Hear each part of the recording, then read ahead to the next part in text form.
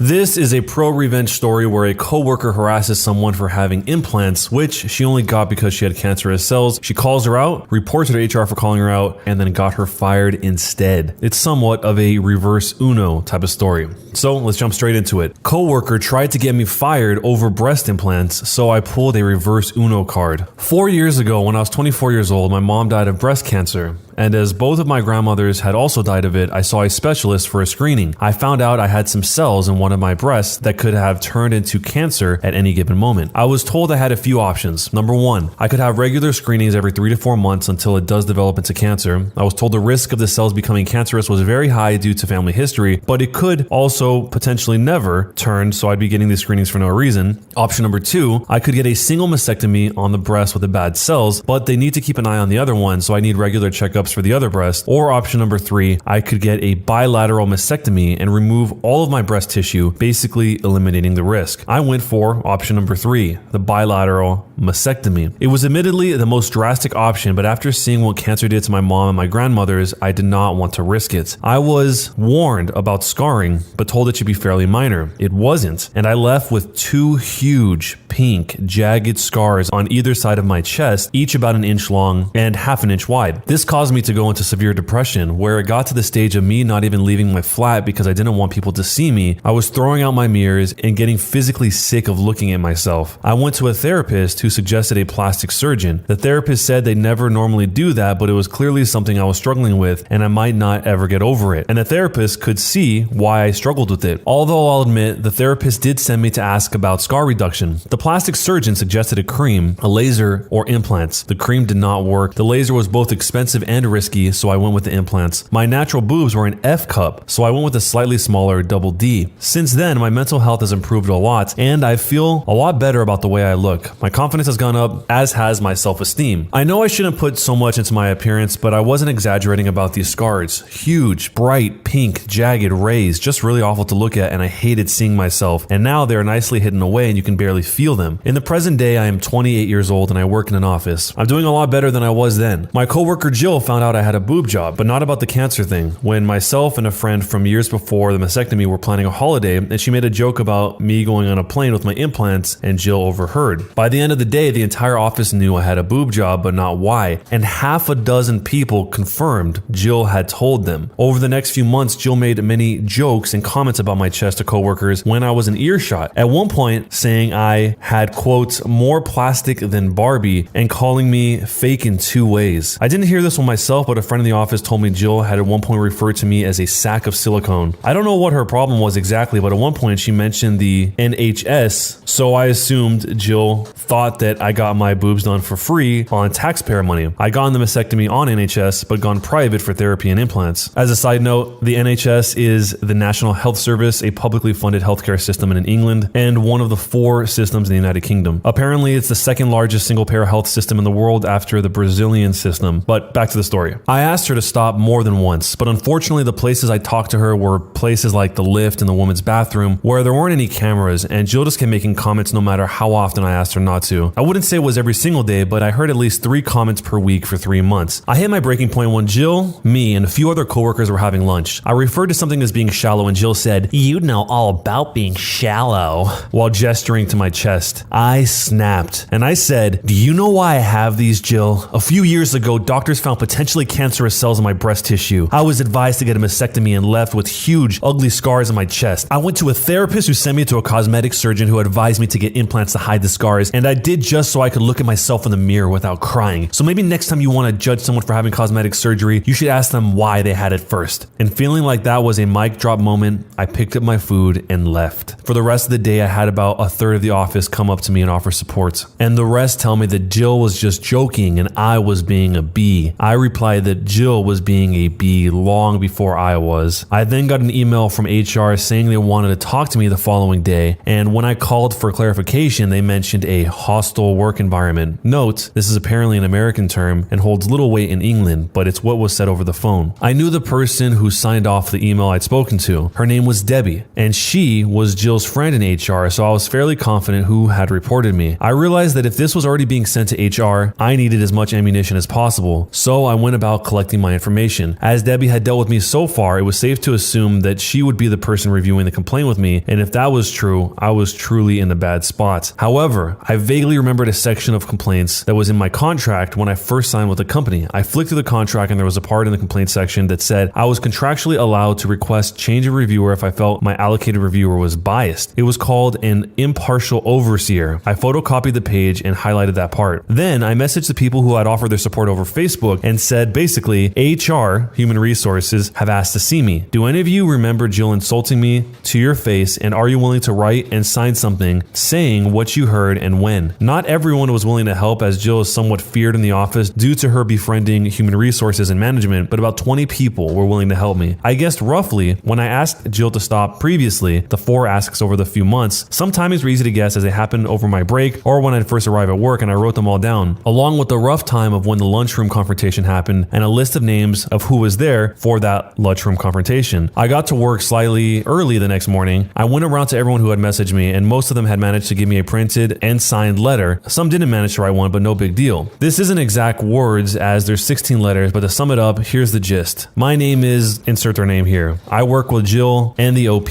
On this date, at this time approximately, I spoke with Jill, during which she referred to the OP as insert insult here. I felt this was inappropriate as it directly related to OP's appearance, and I'm willing to go on record further to establish that Jill has been discussing OP in the workplace in the same manner for 3 months now, causing me discomfort and creating what I feel is a hostile work environment. Signed, insert their name here. I wound up with about 16 letters from all different people, and one of them was in the lunchroom for my conversation with Jill. Some even had bullet pointed lists of everything Jill had said to them about me or other people, and as it turns out, Jill had issues with a lot of people's appearances. She apparently made comments about one of the coworkers' weight, something anti-Semitic about a different coworker's nose, all of which were put in these letters. There are about 45 people in the office, so while 16 wasn't a majority, it's still a decent amount. The letters weren't hugely long, most were only about a paragraph, but they had all the necessary information. I was asked to come to HR at 10 a.m. I took the letters from coworkers, the photocopy of the page of my contract, and my dates and times in a little folder with me. I got there and Debbie was the one overseeing the interview. She got up from her desk, ready to lead me to another room. I immediately turned to the other HR worker that was currently there and said, "So, is my meeting with you then?" Debbie said, "No, you're with me." I replied that this wouldn't sit well with me as my contract states I have a right to an impartial overseer, and as I said this, I took the contract page out of my folder. Debbie read it. I wouldn't let her take the paper when there was a shredder so close by, and she said she could be impartial. I replied that I didn't mean to be a pain, but I had it on good authority that the person on the other end of this complaint is her friend, and my contract does say I'm allowed an impartial overseer. Debbie stomped off to get a supervisor. The supervisor asked how I know she can't be impartial, and I tell him that I have it on good authority that Jill, who was on the other end of this complaint, is a close friend of Debbie. He asked Debbie if this was true, to which she only replied, "I can be impartial." The supervisor took a deep breath, asked the other HR rep to come with him, and the 4 of us all went to review the complaints. I thanked them for being so accommodating. I was worried I'd annoyed them. Debbie took out the complaint and all 3 of them went through it with me. Debbie looked homicidal the entire time the interview was happening, as she had clearly anticipated firing me, or at least recommending me to be fired. The interview went something like this. It took like over half an hour and they kept asking me the same questions but phrased different ways, so this is a really drastically condensed version. Question: you said outside that you think Jill reported you. Why is this? Answer: Jill had an issue with me for about 3 months now. Question: well, why didn't you come to us when you realized Jill had an issue? Answer: I had no issue with her. Question: what issue does Jill have with you?